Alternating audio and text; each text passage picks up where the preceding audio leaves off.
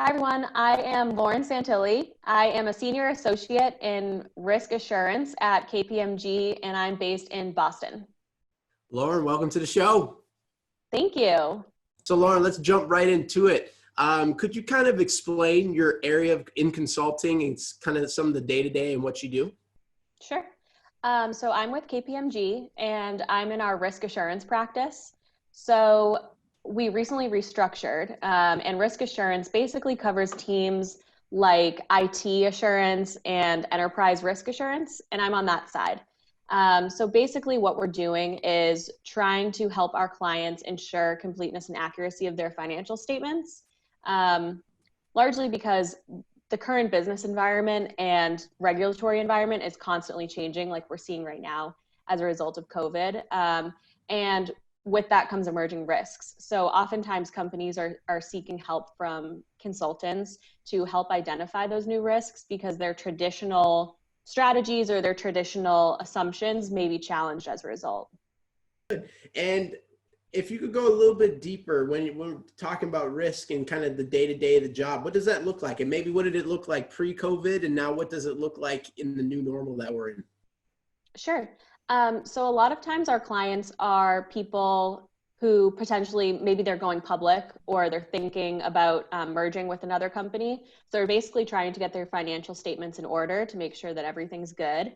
So on a day-to-day basis, what that typically looks like is having walkthroughs with our client to talk through their different structures, whether that's their tax process or maybe their accounts payable process, and really understanding their business environment. And then we, as a third party, look at the controls that they have in place and maybe any gaps that they may have. And as a result of probably a couple of months of having meetings with them, we'll come up with some assumptions and some recommendations for going forward. And so now transitioning into question number 2, it's based around what your case team looks like. Could you kind of dive deeper into this team size, different teams you've worked on, and the various roles in the team? Yeah, absolutely. So it really varies what the client wants and what the project is as for how big the team is. I've worked on teams where there's over 20 people with cross-functional roles from the technology side, perhaps systems people, and then enterprise risk, which is what I do. And then I've also worked alone. I worked alone last year on a client for 9 months. So it definitely varies on what the client ask is. But in terms of roles on a project at pretty much any consulting firm, you start out, of course, as an intern perhaps, or maybe you start out right out of college as an associate. And when you're an associate, you pretty much are what people say boots on the ground. Consulting people use a lot of terms like that. But basically, you're doing a lot of the legwork on the project. And then after you're an associate, you can be promoted to senior, which is what I currently am. And when you're a senior, you have a little more responsibility, but you're still doing a lot of the legwork. You're still pretty much expected to do a lot of the client work. And it's not until you make manager where you start to do more of the oversight and project management. And then after manager, you can become a director, a managing director, and eventually a partner or principal. And so what I would say on a typical project team, you're going to have the bulk of the people more at the associate or senior associate level. And then as you go up the chain, you typically have 1 or 2 managers, 1 or 2 directors, and 1 MD or partner. That's great. So now transitioning into the third question, kind of breaking into consulting. I'm a young freshman, sophomore, even junior, senior. What are the skills and maybe majors that I might need to have to break into risk assurance consulting? Sure. And similar to you, I worked in the dean's office at BC, and oftentimes I would be asked, what's the best major for this type of job? I don't think there's any right major to study. I think you got to study what you're interested in. For me, I was operations management and business analytics, and that doesn't necessarily translate into my every single day-to-day. But what's most important that you're going to learn at BC is how to network with people, how to talk to people, and build professional relationships. So I wouldn't worry too much about your major. The only time where that would be a factor is if you're considering a team that might require a CPA, and then perhaps you might need to think about the accounting route. And teams like that include deal advisory, or if you were to go into audit. But otherwise, I would just say study what you're interested in. Like, for example, at KPMG, we have this really cool team called People and Change that works with companies who perhaps they need to reevaluate their management committee or something like that. So that's something where you could be a psych major and still be going into a different route in consulting. And then in terms of your skill set, I think one of the biggest things is the importance of networking. If you're watching this video, I'm sure you already understand the importance of networking. But I remember at BC, we were like inundated with different activities with the Big Four. It would be breakfast in Fulton on this day and then a tailgate this day. And you really need to take advantage of those because they're not going to every school. And it's important to get your name out there no matter who you're talking to. And I just remember being so afraid to talk to people and start that conversation. But that's your biggest asset in consulting is your personality. And I guess I'll end it with one thing that I've learned since being at KPMG. A lot of people refer to the airport test.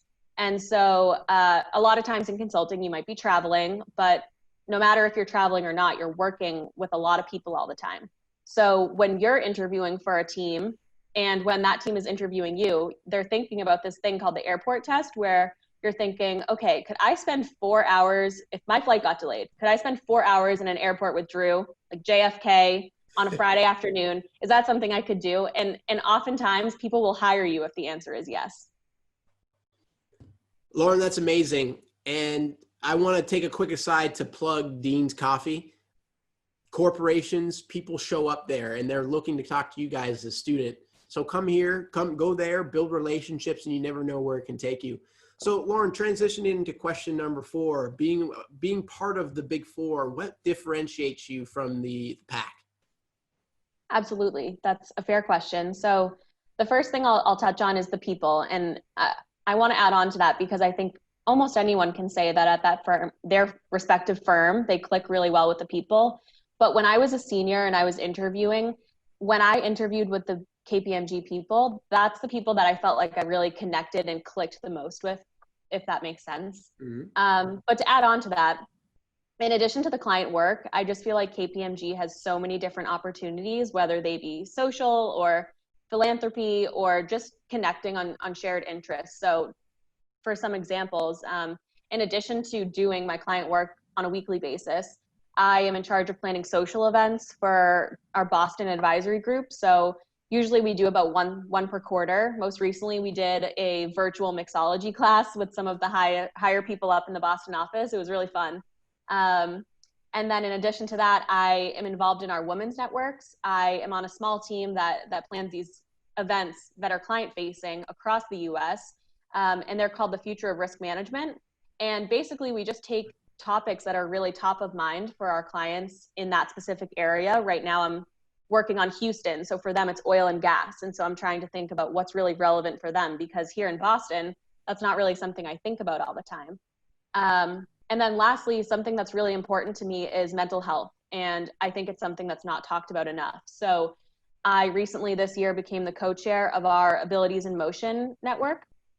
And that has really given me an opportunity to share resources with our Boston colleagues. So most recently on that front, we just had a virtual wellness month.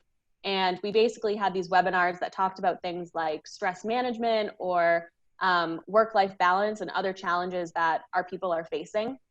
So that's really what sets KPMG apart for me. I'm sure there's these opportunities at other places, but KPMG has really given me a voice and given me the opportunity to do things that I'm really passionate about. And at my age, that's incredible.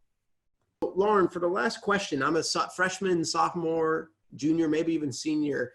What advice would you give me if I'm looking to enter your specific field of consulting?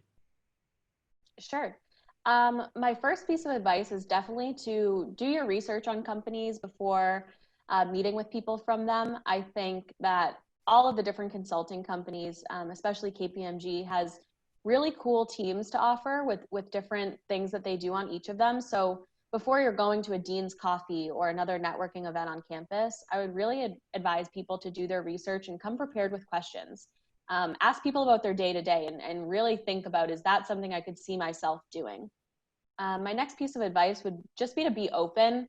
if you go into consulting, you're going to be presented with really cool opportunities, and they might be to travel, they might be to relocate for 6 months, they might be to work on a different team that you have, or a different industry that you've never done before. So the best thing about consulting is that you're constantly learning, and you constantly have to be pushing yourself. But in order to do that, you really have to stay open.